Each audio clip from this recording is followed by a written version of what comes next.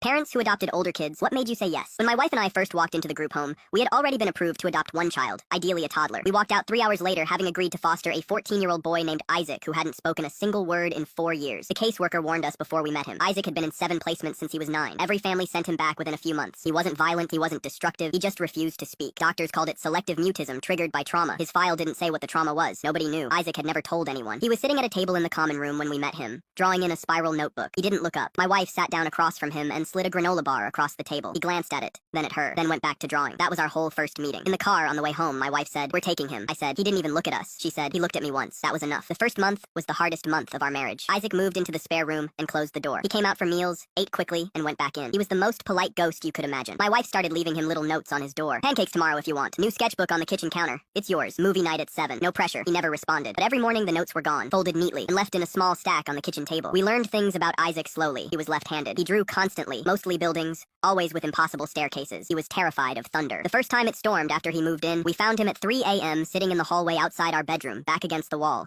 holding a flashlight. He wouldn't come in. He just sat there until morning. After that, my wife started leaving our bedroom door open a crack whenever the forecast said storms. He never came in, but he'd sit in the hallway, and that was something. 3 months in, we still hadn't heard his voice. He communicated by writing in a small notebook he carried everywhere. Short answers: yes, no, thank you. He never asked for anything. Then one Sunday in October, everything changed. My wife's mother, Odette, came over for dinner. She's 78, from a small village in France, and she doesn't speak much English. She sat next to Isaac at the table and started telling him a story in French about her childhood.